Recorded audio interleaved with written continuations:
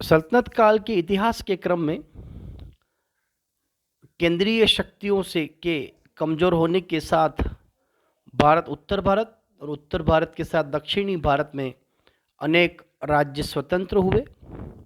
उन राज्यों के इतिहास का हमने वर्णन इनसे पहले वाले वीडियो में किया था कि उत्तर भारत और दक्षिणी भारत में मुख्य रूप से अलग अलग समय में अलग अलग राज्य केंद्रीय शक्तियों के नियंत्रण से स्वतंत्र हुए। उसी क्रम में विजयनगर साम्राज्य की स्थापना संगम वंश के शासकों के द्वारा और अंतिम राजवंश आरवीडू वंश और श्री रंग तृतीय आरवीडू वंश एवं विजयनगर साम्राज्य का अंतिम शासक था। विजयनगर को राजधानी बनाकर विजयनगर में लगभग 250 वर्षों तक 4 राजवंशों ने अलग अलग समय में शासन व्यवस्थाओं को स्थापित किया और दक्षिणी भारत में श्री कृष्ण प्रथम के समय में तो पूरा दक्षिणी भारत जो था वह विजयनगर साम्राज्य के अंतर्गत आ चुका था, जिसका मुख्य कारण था विजयनगर पर शासन करने वाले शासकों का कुशल नेतृत्व। विजयनगर साम्राज्य सल्तनत काल में मोहम्मद बिन तुगलक के समय में केंद्रीय नियंत्रण से स्वतंत्र हुआ और हरिहर व बुक्का 2 योग्य ब्राह्मण सेनापतियों के नेतृत्व में विजयनगर साम्राज्य की नींव रखी गई और विजयनगर साम्राज्य के सभी क्रमबद्ध अलग अलग राजवंश के शासकों ने अपने अपने समय में सल्तनत काल के सुल्तानों के साथ संघर्ष किया और दक्षिणी भारत में अपने साम्राज्य को शक्तिशाली बनाने के कार्य किए।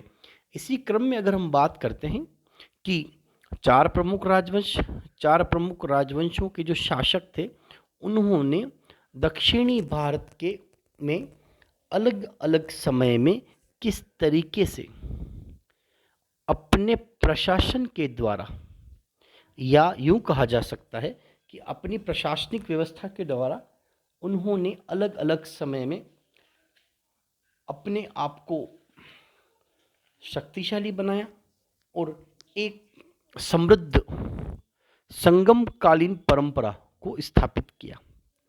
अगर हम उत्तर भारत के इतिहास व दक्षिणी भारत के इतिहास की अगर हम चर्चा करते हैं तो जो जानकारियां हमें उत्तर भारत के इतिहास की वेदों से प्राप्त होती है वही कार्य संगम साहित्य से हमें प्राप्त होता है कि दक्षिणी भारतीय राज्यों के इतिहास की जानकारी हमें संगम साहित्य से प्राप्त होती है और वह संगम साहित्य जो था तमिल भाषा में लिखा गया और उसको लिखने की जो शुरुआत हुई थी वह विजयनगर के शासकों के द्वारा, जब तमिल लेखकों को आश्रय व सहयोग दिया गया उसके परिणाम स्वरूप उन तमिल शासकों ने तमिल और संस्कृत में दक्षिणी भारत के इतिहास को लिखा।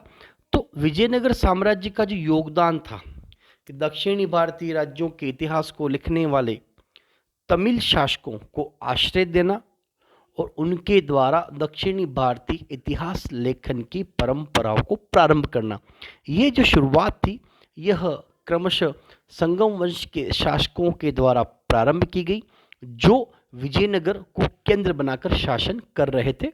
और दक्षिणी भारतीय सभ्यता और संस्कृति की जानकारी हमें विधिवत रूप से जो प्राप्त होती है वो विजयनगर साम्राज्य से प्राप्त होती है और इटली, फारस, पेरिस आदि जगहों से अलग अलग समय में जो विदेशी यात्री भारत आए उन्होंने भी अपने समकालीन ग्रंथों में विजयनगर साम्राज्य के प्रशासन और उनकी शासन व्यवस्थाओं की प्रशंसा की है, जो हमें यह दर्शाता है कि विजयनगर साम्राज्य के शासक जो थे उनकी उपलब्धियां क्या थी और उन्होंने किस तरीके से अपने साम्राज्य में शासन व्यवस्थाओं को शक्तिशाली बनाया।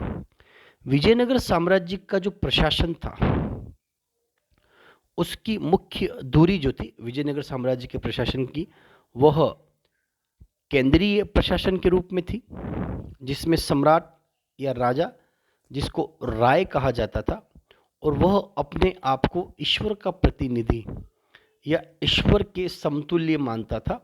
राजा सर्वोच्च था। केंद्रीय प्रशासन राजा या रॉय के नियंत्रण में था। और सन किंग, सूर्यपुत्र की जो परंपराएं थी वह भी विजयनगर के शासकों के समय में प्रारंभ हुई थी। और हम जानते हैं सन किंग या सूर्यपुत्र की परंपराएं जो थी वो मिस्र के शासकों के द्वारा प्रारंभ की गई थी, परंतु यहाँ पर विजयनगर साम्राज्य के शासक जो थे वे खुद भी अपने आप को ईश्वर के समतुल्य मानते थे, और शासन का जो स्वरूप था वो राजतंत्रात्मक था। अर्थात विजयनगर साम्राज्य का केंद्रीय प्रशासन जो था वो राजतंत्रात्मक था।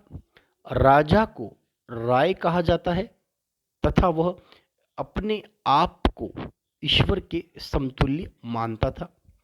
प्राचीन काल की भांति राज्य की सप्तांग विचारधारा, सप्तांग विचारधारा का तात्पर्य होता है, सप्तांग विचारधाराओं का सीधा तात्पर्य था कि मौर्य विष्णुगुप्त चाणक्य ने राज्य के 7 सिद्धांतों की परिकल्पना की थी।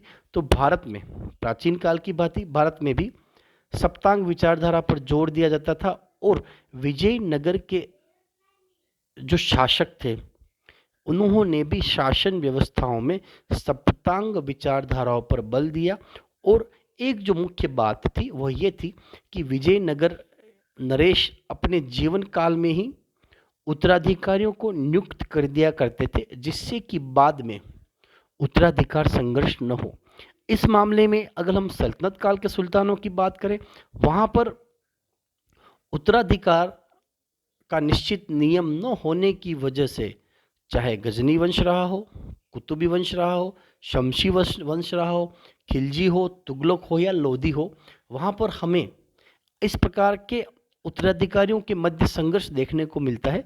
जबकि विजयनगर नरेश जो थे वे अपने जीवन काल में ही अपने उत्तराधिकारियों को नियुक्त कर दिया करते थे।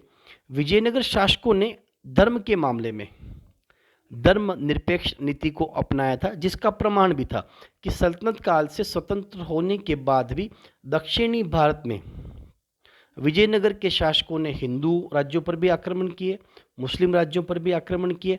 अपनी सेनाओं में मुस्लिम सैनिकों को भी उनके द्वारा भर्ती किया गया। ये जो था यह उनकी धर्म निरपेक्ष नीति को दर्शाता है। राज परिषद, केंद्रीय प्रशासन के बाद जो मुख्य बात थी वो थी राज परिषद, अर्थात यह राजा की शक्ति पर नियंत्रण रखने वाली शक्तिशाली संस्था थी राज परिषद। राजा के समस्त मामलों एवं नीतियों के संबंध में इनसे परामर्श लिया जाता था, अर्थात राजा को राज्य कार्यों में सहयोग करने और उन्हें सलाह देने के लिए राज परिषद थी। राज परिषद में प्रांतों के नायक, सामंत शासक, प्रमुख धर्माचार्य, विद्वानों, संगीतकारों, कलाकारों, व्यापारियों, यहाँ तक कि विदेशी राज्यों के राजदूतों को भी सम्मिलित किया जाता था। और उनका मुख्य कार्य हुआ करता था कि राजा की शक्ति पर नियंत्रण रखना और राजा को सलाह देने का कार्य करना। केंद्रीय प्रशासन, राज परिषद और मंत्री परिषद। राज परिषद के बाद जो दूसरा स्थान आता था वह मंत्री परिषद नामक संस्था थी। इसका प्रमुख अधिकारी प्रधानी या महाप्रधानी होता था, जो मंत्री परिषद का प्रमुख अधिकारी हुआ करता था। राजा एवं युवराज के बाद केंद्र का सबसे प्रधान अधिकारी प्रधानी होता था, जिसकी तुलना हम मराठाकालीन पेशवाओं से कर सकते हैं। राजसम, यह सचिव होता था जो राजा के मौखिक आदेशों को लिपिबद्ध करता था। कर्णिकम, यह लेखा अधिकारी होता था।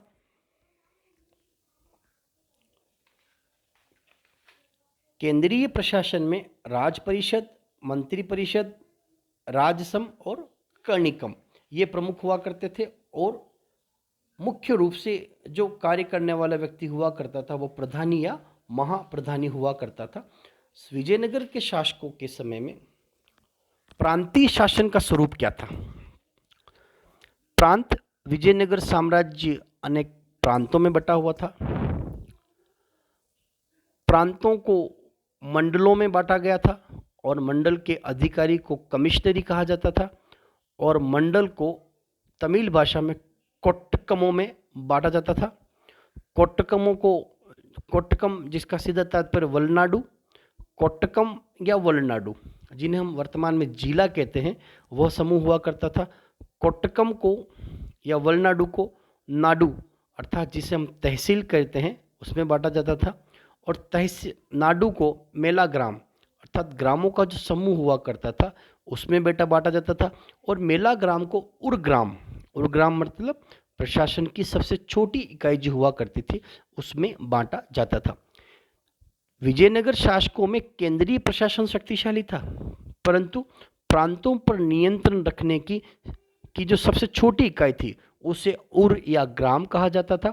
जो प्रशासन की सबसे छोटी इकाई थी उसके ऊपर कुछ गांवों के समूह को मेला ग्राम कहा जाता था। कुछ ग्रामों के समूह मेला ग्रामों को मिलाकर के एक तहसील बनाई जाती थी जिसे नाडु कहा जाता था। बहुत सारी नाडुओं को मिलाकर वलनाडु जिसे जिला कहा जाता था और जिले के ऊपर मंडल कोट्टकम में बांटा जाता था और उसके बाद प्रांत। विजयनगर साम्राज्य जो था वह इतना विशाल था कि उसको अनेक प्रांतों में बांटा गया था ताकि प्रशासन के दृष्टिकोण से सही शासन व्यवस्थाओं को शक्तिशाली बनाया जा सके। इस शासन काल में एक नई व्यवस्था थी, नायकार व्यवस्था। इस व्यवस्था के अंतर्गत विजयनगर नरेश सैनिक एवं असैनिक अधिकारियों को उनकी विशेष सेवाओं के बदले भू क्षेत्र प्रदान करते थे। यह भूमि अमरम, इसका सीधा तात्पर्य था जैसे राजस्थान में जागीरदार ठिकानेदार जो हुआ करते थे उसी तरीके से अमरम जमीन वो कहलाती थी। हमारे यहाँ जागीर देने की परंपराएं थी, सैनिक सेवा के बदले जागीरें देना। उसी तरीके से दक्षिण में नायकार व्यवस्था थी कि भूमि उपलब्ध कराना सैनिक सेवा के बदले। इसे ग्रहण करने वाले अमर नायक कहलाते थे। प्रारंभ में यह व्यवस्था सेवा शर्तों पर आधारित थी जो बाद में क्या हो गई, अनुवांशिक हो चली थी। नायकार व्यवस्था के बाद उम्बली पद्धति, ग्राम में कुछ विशेष सेवाओं के बदले लगान मुफ्त भूमि दी जाती थी, यह उबली भूमि कही जाती थी। रत्त कोडगे, युद्ध में शौर्य प्रदर्शन करने वालों को युद्ध में अनुचित रूप से मृत लोगों के परिवारों को भी दी गई भूमि रत्त या खत कहलाती थी। कुट्टगी, ब्राह्मण, मंदिर, बड़े भूस्वामी जो स्वयं खेती नहीं करते थे वे इस भूमि को अन्य किसानों को पट्टे पर उठाया करते थे, यह भूमि कुट्टगी कहलाया करती थी। कुट्टी, खेती में लगे किसान और मजदूरों को कुट्टी कहलाया जाता था। भंडारवाद ग्राम, ऐसे ग्राम जिनकी भूमि राज्य के प्रत्यक्ष नियंत्रण में थी उन ग्राम के किसानों को हम कर देते थे, वह भूमि भंडारवाद के नाम से जानी जाती थी। विजयनगर साम्राज्य में केंद्रीय प्रशासन, केंद्रीय प्रशासन के बाद प्रांतीय प्रशासन, प्रांतीय प्रशासन के बाद नायकार व्यवस्था, उम्बली पद्धति, रत्त खत्त कोडगे, कुड्डी, भंडारवाद ग्राम, ये अनेक प्रकार की जो व्यवस्थाएं थी जो राजस्व परंपराओं को स्थापित करती थी विजयनगर साम्राज्य के समय में। अब हम बात करेंगे स्थानीय प्रशासन किस तरीके का था विजयनगर साम्राज्य के समय में। स्थानीय प्रशासन इस काल में सभा, महासभा, उर एवं महाजन नामक ग्रामीण संस्थाएं थी। गांव की सार्वजनिक जमीन को बेचने का अधिकार था। ये ग्राम सभाएं राजकीय करों को भी एकत्रित करती थी। बहादे ग्रामों की सभाओं को चतुर्वेदी मंगलम कहा जाता था। नाडु, यह गांव में एक बड़ी राजनीतिक इकाई थी। इसी संस्था को नाडु एवं इसके सदस्यों को नातवार कहा जाता था। विजयनगर साम्राज्य में आयगार व्यवस्था, स्थानीय प्रदेशों के शासन की व्यवस्था भी प्रचलित थी। आयगार व्यवस्था क्या थी? इस व्यवस्था के अनुसार एक स्वतंत्र इकाई के रूप में प्रत्येक गांव को संगठित किया गया। इसके प्रशासन के लिए 12 शासकीय व्यक्तियों को नियुक्त किया जाता था। इस 12 शासकीय व्यक्तियों के समूह को आयगार कहा जाता था। इनकी नियुक्ति सरकार द्वारा की जाती थी और ये पद अनुवांशिक थे, अर्थात उत्तराधिकारी परंपराओं या वंशानुगत परंपराओं पर अनुवादित थे।